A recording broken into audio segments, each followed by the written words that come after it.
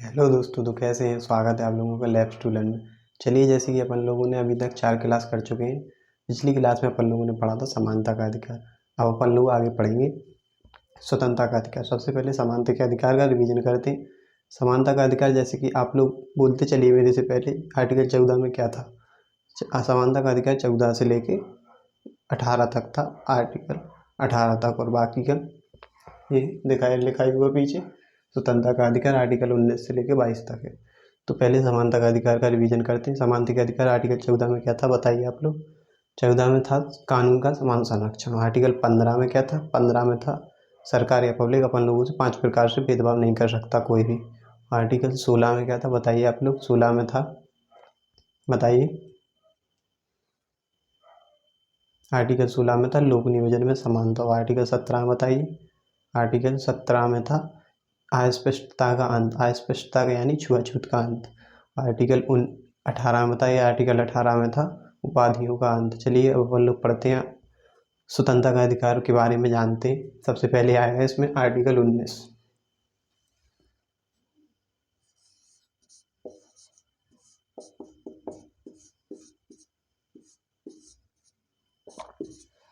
Article 19 में कहा गया है कि मूल संविधान में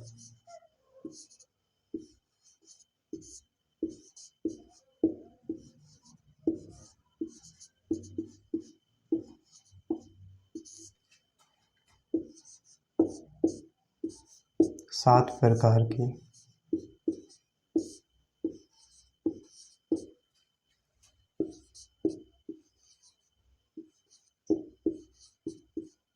हमारे मूल संविधान में 7 प्रकार की स्वतंत्रता थी आर्टिकल 19 में। तो जानते हैं कि करके सबके बारे में कौन कौन से 7 प्रकार की स्वतंत्रता थी। सबसे पहले इसको अपन लोग आर्टिकल 19 को कहते हैं संविधान की रीढ़।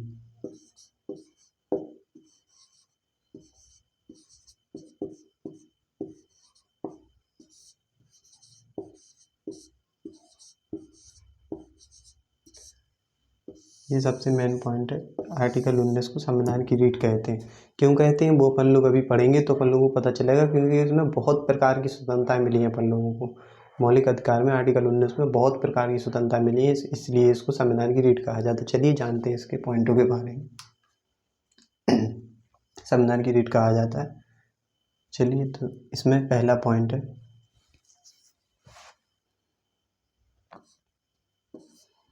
पहला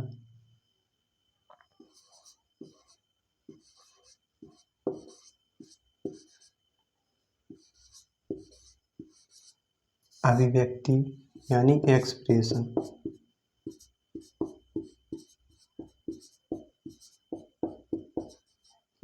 एक्सप्रेशन यानी मतलब कुछ भी अपन लोग हाथ चला रहे हैं तो ये एक्सप्रेशन है। अपन लोग मौन खड़े, मुंह बंद करे बिल्कुल, तो ये एक्सप्रेशन है। अपन लोग झंडा लहरा रहे, ये एक्सप्रेशन है। अपन लोग मतलब ज़्यादातर काम एक्सप्रेशन के अंदर आ जाते हैं। तो जानते हैं अपन लोग अभिव्यक्ति की स्वतंत्रता है फर्स्ट पॉइंट में। अभिव्यक्ति स्वतंत्रता, इसके अंतर्गत कई प्रकार की स्वतंत्रताएं आती हैं। जैसे कि पहला है अपना, इसी में लिख लेंगे,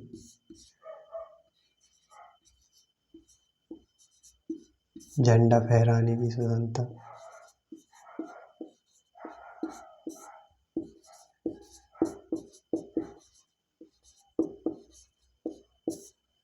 इसमें और हो जाता है मौन, मौन रखने की स्वतंत्रता। मौन रखने की, जैसे कि अभी हमारे पूर्व रक्षा मंत्री भी थे, मुख्यमंत्री भी थे, मुलायम सिंह यादव जी, जिन्होंने खुद की अपनी एक पार्टी बनाई थी। तो अभी उनका देहांत हो गया, तो उनके देहांत के रूप में अपन लोग 2 मिनट का मौन रख सकते हैं। तो उसको एक्सप्रेशन कहेंगे कि हमारे उनके लिए हमारे दिल में इज्जत है। तो इसलिए अपन लोग एक्सप्रेशन व्यक्त करने के लिए मौन रखने की स्वतंत्रता भी दी है।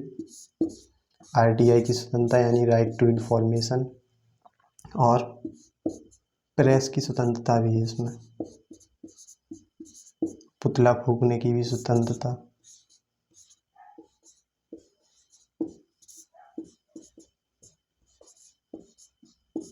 जैसे कि अपन लोगों को किसी नेता का काम पसंद नहीं आया, तो अपन लोग उसका पुतला फूक के उसको मतलब उसको दिखा सकते हैं कि हमें आपका काम पसंद नहीं आया। यानी ये भी एक प्रकार का एक्सप्रेशन है। चलिए तो आप जानते हैं अपन लोग दूसरे पॉइंट के बारे में। जब तक आप लोग ये नोट कीजिए तो मैं इसको रफ करता हूँ। 1 मिनट। नोट कर लिया होगा आप लोगों ने, वरना वीडियो पॉज करके नोट कर सकते हैं। चलिए दूसरे पॉइंट के बारे में जानते हैं।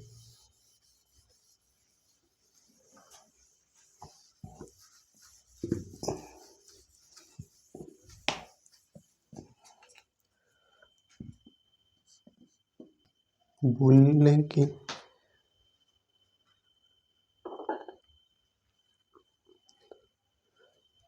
दूसरा पॉइंट है इसमें सभा करने की स्वतंत्रता।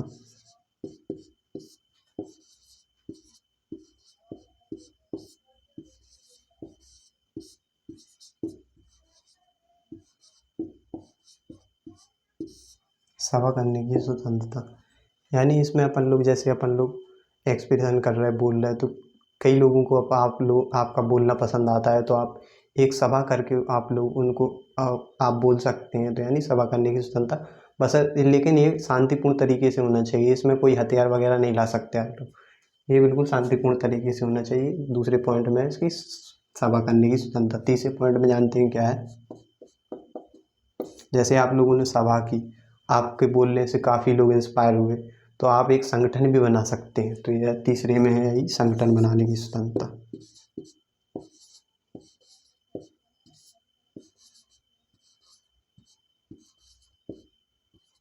संगठन बनाने की स्वतंत्रता।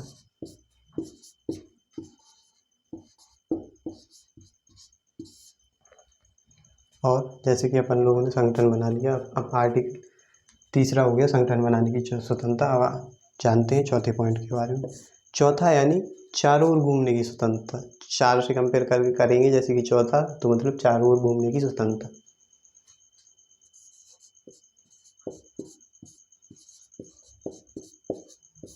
चारों ओर घूमने की स्वतंत्रता। चारों ओर घूमने की स्वतंत्रता, इसका इतना नोट कीजिए। इसके आगे पांचवें पॉइंट के बारे में जानेंगे।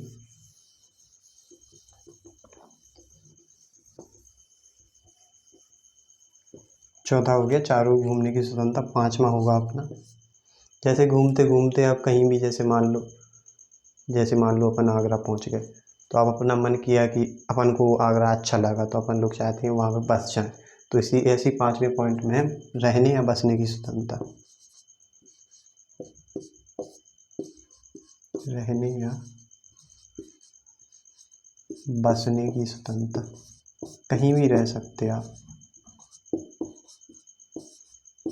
अभी तक जम्मू कश्मीर में ये नहीं था कि आप रह सकते वहाँ पे, लेकिन अब आप वहाँ पे भी रह सकते। भारत के किसी भी कोने में आप रह सकते हो, कहीं भी घूम सकते हैं। चारों ओर घूमने की स्वतंत्रता चौथे पॉइंट में। पांचवें में रहने या बसने की स्वतंत्रता। और छठवें में अपना संपत्ति का अधिकार।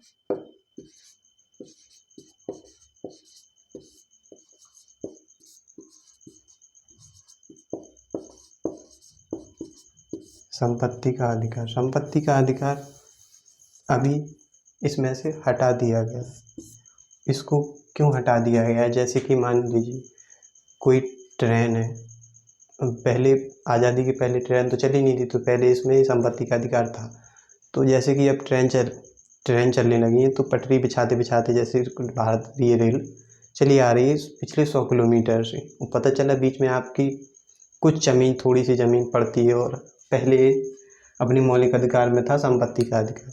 तो जैसे कि आपकी ज़मीन पड़ती है, तो भारतीय रेल कहती है कि हमें दे दीजिए, तो आप कहते हैं नहीं हम नहीं देंगे ज़मीन। वो फिर आप कहते हैं कि नहीं, हम तो, ये हमारा मौलिक अधिकार है, हम आपको ज़मीन नहीं दे सकते। तो इतनी लंबी रेल चली आ रही हो, आप थोड़ी सी ज़मीन के लिए, फिर पता चला आप इसके तहत आप, ये आपका संपत्ति का अधिकार है, तो संपत्ति के अधिकार के तहत आप सुप्रीम कोर्ट चले गए कि ये हमारी ज़मीन मांग रहे हैं, हमें नहीं देना है। तो उसमें भारतीय रेल को कहा जाएगा कि उनका मौलिक अधिकार है, आप पटरी दूसरी जगह से ले लीजिए। तो ऐसा तो होगा नहीं कि पटरी बार बार ऐसी घुमाए, ऐसी ऐसी घुमाए, उस पर तो रेल ही नहीं चल पाएगी। तो इसलिए इसको हटा के, संपत्ति के अधिकार को हटा के संविधान के मौलिक अधिकारों में से हटा दिया गया है। तो इसको 44वां संविधान संशोधन।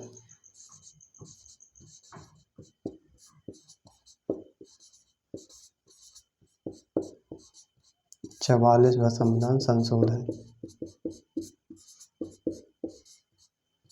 44वें संविधान संशोधन के तहत 44वां संशोधन 1978 में हुआ था। इसको हटा दिया गया है, इसको 300 के आर्टिकल 300 के का में पहुंचा दिया गया।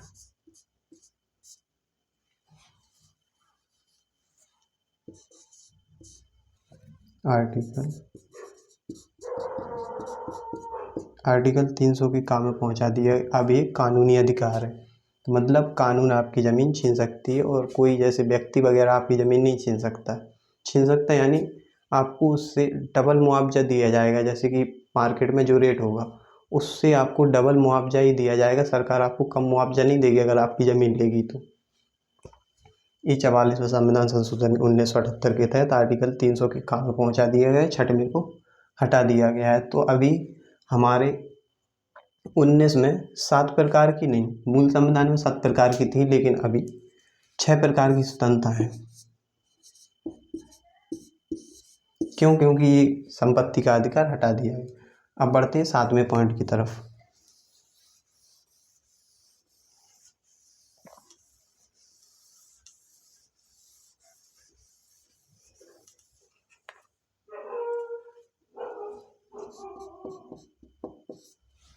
सातवां पॉइंट कहता है व्यापार करने की स्वतंत्रता।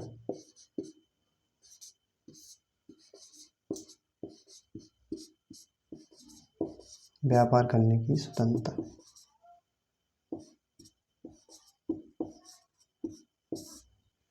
ये अपने आर्टिकल 19 समाप्त हुआ। तो इसमें अपन लोगों को पता चला कि कितने प्रकार की अपन लोगों को बहुत प्रकार की स्वतंत्रताएं मिली, तो इसलिए इसको संविधान की रीढ़ कहा जाता है। अब चलिए अपन लोग पढ़ते हैं आर्टिकल 20। तो इतना नोट हो गया होगा आपका। चलिए साफ करता हूँ मैं।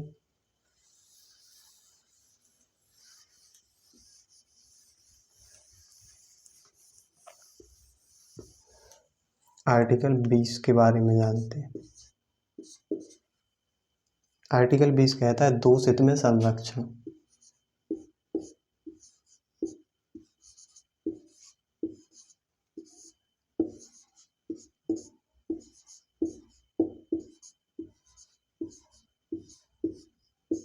दो हित में संरक्षण यानी जैसे अपन लोग किसी के ऊपर कोई केस हो जाता है तो उसको जब तक दोषी नहीं माना जाएगा जब तक कि कोर्ट उसको दोषी साबित नहीं किया कर देगा।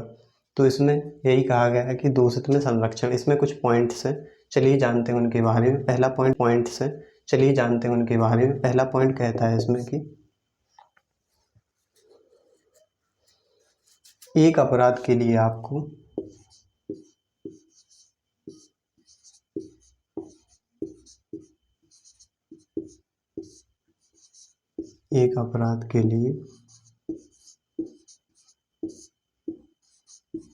एक ही सजा दी जाएगी।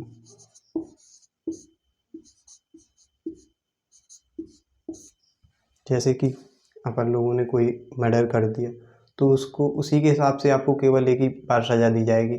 ऐसा नहीं है जैसे कि फिल्मों में दिखाते हैं आप 1 मर्डर करो या 10 मर्डर करो तो आपको सजा तो उतनी होनी नहीं। ऐसा नहीं है, ये कानून के हिसाब से आपको जैसे अपन ने 1 मर्डर किया तो वो जैसे कि जिसका मर्डर किया तो उसके घर वाले केस करेंगे अपन के ऊपर। जैसे दूसरे का मर्डर किया तो दूसरे के घर वाले केस करेंगे। तो ये डबल केस हो गया, तो उसको एक केस के हिसाब से और दूसरे के हिसाब से डबल सजा मिलेगी। क्योंकि 2 बार 2 केस हुए हैं तो दोनों केसों की सजा मिलेगी। आप जानते अपन लोग दूसरे पॉइंट के बारे में। दूसरा कहता है इसमें अपराध के समय के कानून के हिसाब से सजा।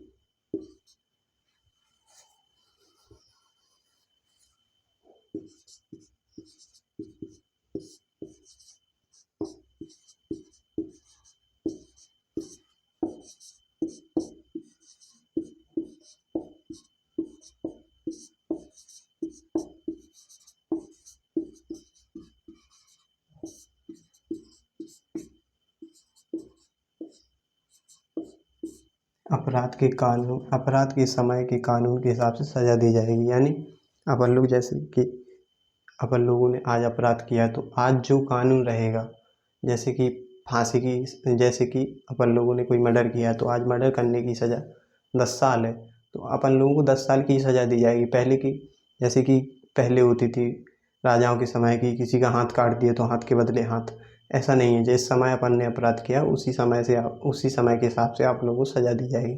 चलिए अब जानते हैं तीसरे पॉइंट के बारे में।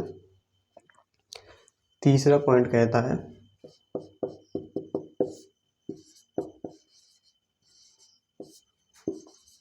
स्वयं के विरुद्ध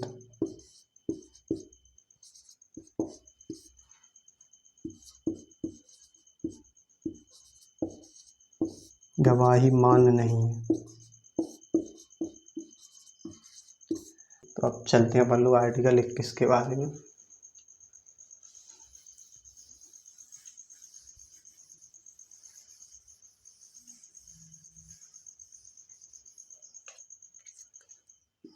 आर्टिकल 21 के बारे में जानते हैं।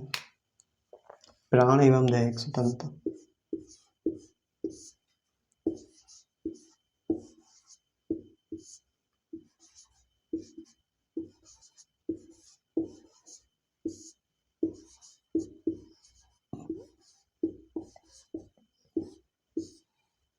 प्राण यानी लाइफ एंड पर्सनल लिबर्टी।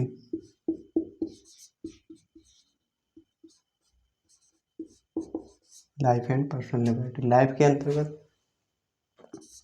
अंतर्गत है, जैसे कि लाइफ के अंतर्गत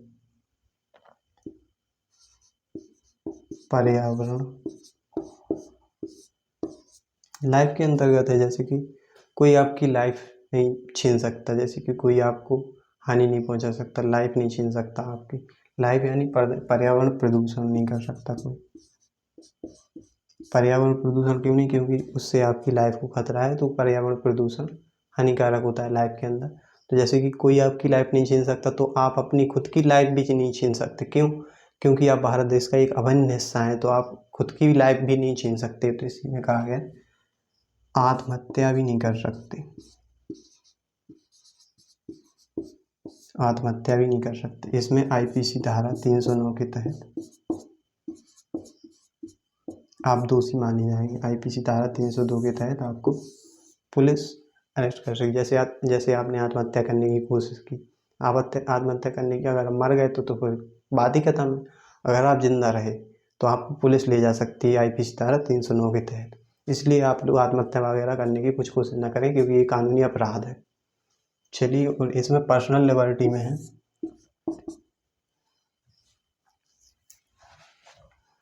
प्राइवेसी की स्वतंत्रता।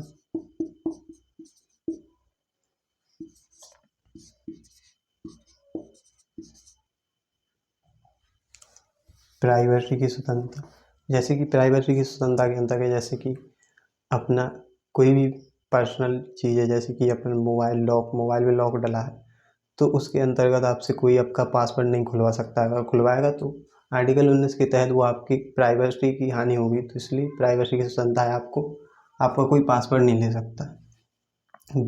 विदेश घूमने की स्वतंत्रता।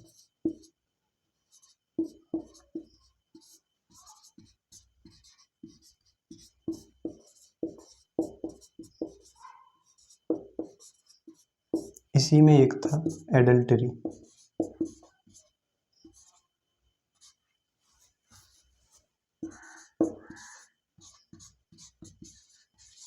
एडल्टरी था, इसमें एडल्टरी को समाप्त कर दिया गया। इसमें एक एडल्टरी था, उसको समाप्त कर दिया गया है। इसमें आपको प्राइवेसी की स्वतंत्रता और विदेश घूमने की स्वतंत्रता है पर्सनल लिबर्टी की तहत। चलिए, इतना नोट करिए। इसके बाद पढ़ते हैं अपन लोग आर्टिकल 22 के बारे में।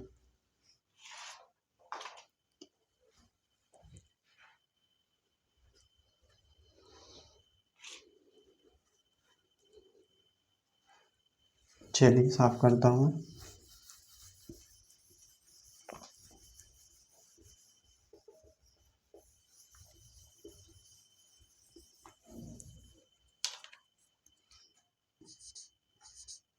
आर्टिकल 22 कहता है गिरफ्तारी में संरक्षण।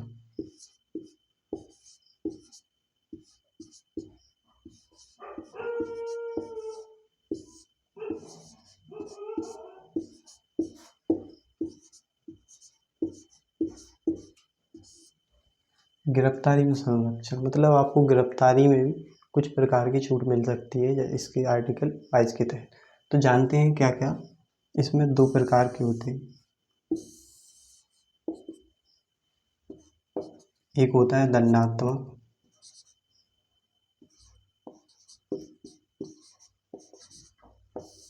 और दूसरा होता है निवारक निरोध।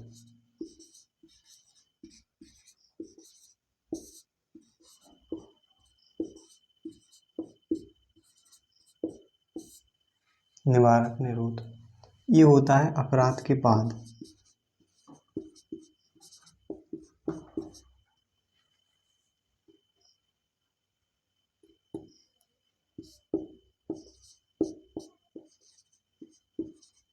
अपराध के बाद जैसे कोई आपने अपराध कर दिया उसके बाद आपको पुलिस अरेस्ट करेगी, ये होता है अपराध के पहले।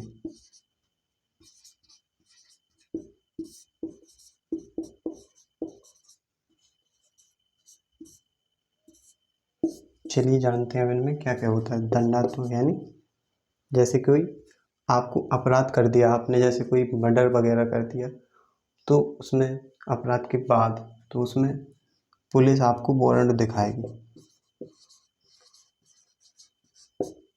वारंट दिखाएगी, वारंट दिखा के कि आप हम आपको इस कारण से अरेस्ट कर रहे हैं, तो वारंट दिखाएगी। उसके बाद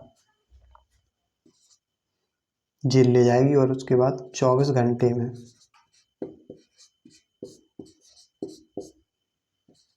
आपको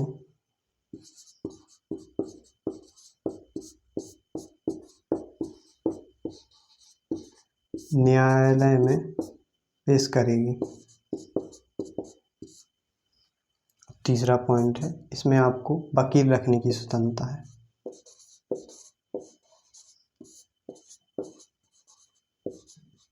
आप अपने मन का वकील रख सकते हैं।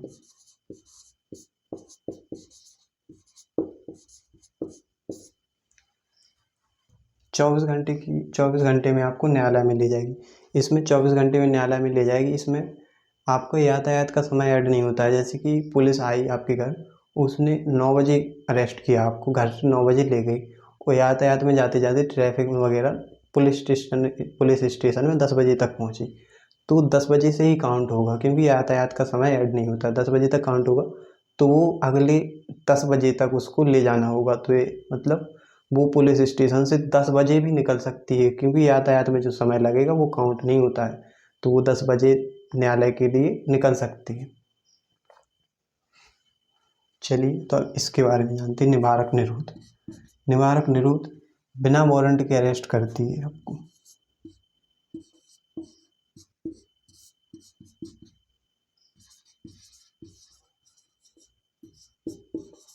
बिना वारंट के अरेस्ट, बिना वारंट के अरेस्ट करेगी। दूसरा है इसमें 3 महीने तक जेल में रख सकती।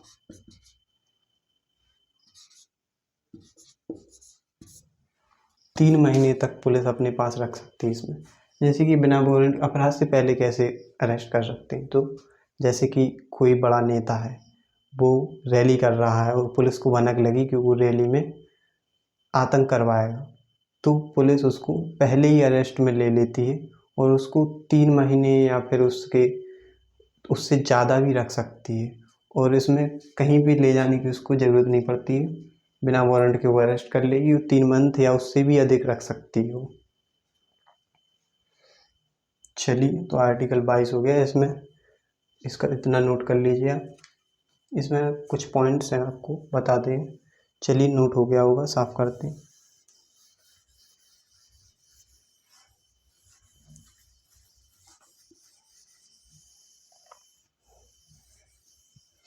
आपकी जानकारी के लिए कुछ पॉइंट है, जैसे कि पहले इसमें है इंट्रोगेशन।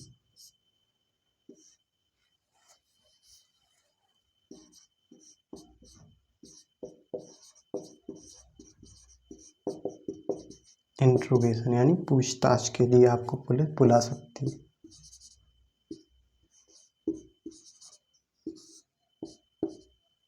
पूछताछ के लिए आपको पुलिस बुला सकती है, जैसे कि आपके एरिया में मर्डर हुआ, आपको कुछ थोड़ी बहुत भी जानकारी है तो उसके लिए आपको वो 1-2 घंटे के लिए बुला सकती हो, पूछताछ करेगी। दूसरा आता है इसमें इंट्रोगेशन और दूसरा आता है इसमें कस्टडी।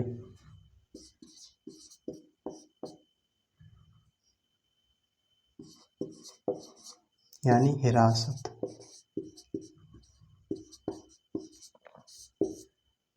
हिरासत इसमें होता है जैसे कि हिरासत में ले लिया तो इसमें ही नॉर्मल मैटर के लिए लेते हैं।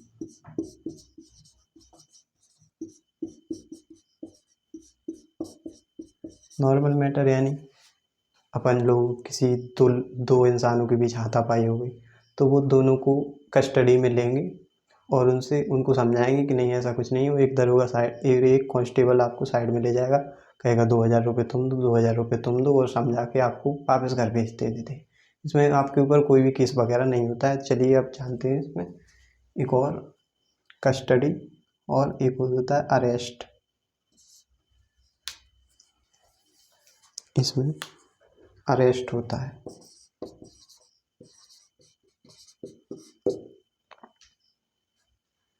अरेस्ट यानी सीरियस मैटर के लिए होगा। इसमें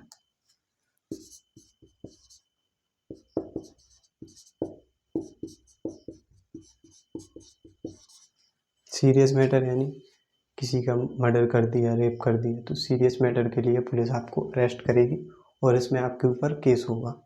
तो जैसे ही चार्जशीट फाइल होगी आपके ऊपर तो इसमें आपको 24 घंटे के अंदर पुलिस आपको न्यायालय में पेश करेगी।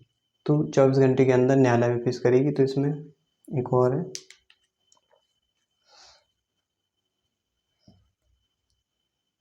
Police remand.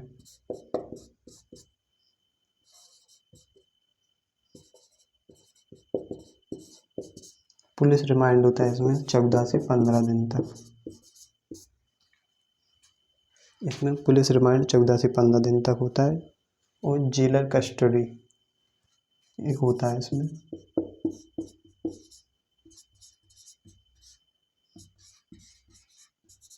जेलर कस्टडी जैसे कि कोई आपने सीरियस मैटर किया है तो 24 घंटे के अंदर पुलिस आपको ले जाएगी जज साहब के पास यानी न्यायालय में। तो जज साहब कहेंगे इसको हमारी कस्टडी में दे दीजिए, हम इसको आगे जो फैसला होगा तो उसके हिसाब से इसको सज़ा दी जाएगी। तो इसको जेलर अपनी कस्टडी में ले लेता है। जेलर कस्टडी यानी जेल में बंद कर देगा।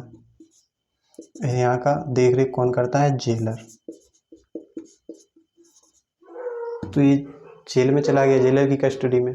अब जज साहब को तो कोई सबूत से जज साहब को थोड़ी सबूत इकट्ठे करने का काम पुलिस का रहता है। तो पुलिस ने तो इसको दे दिया, तो पुलिस ने तो जज साहब को दे दिया, जेल में पहुंच गया। तो पुलिस सबूत कैसे इकट्ठा करेगी? तो पुलिस वापस आएगी, कहेगी सर मैंने जो आपको आदमी दिया था जिसने मर्डर किया था, हमें उसको सीन रिक्रिएट करने के लिए उसको चाहिए 10-15 दिन के लिए। तो वो होता है पुलिस रिमांड।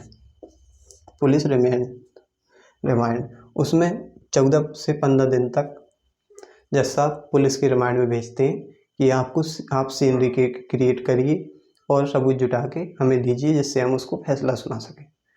तो इसलिए इसमें 14 से 15 दिन तक पुलिस रिमांड होता है। चलिए तो आज की वीडियो इतना ही रखते हैं। इसके आगे पढ़ेंगे अपन लोग इसके स्वतंत्रता का अधिकार होगा, इसके आगे कल पढ़ेंगे। जय हिंद।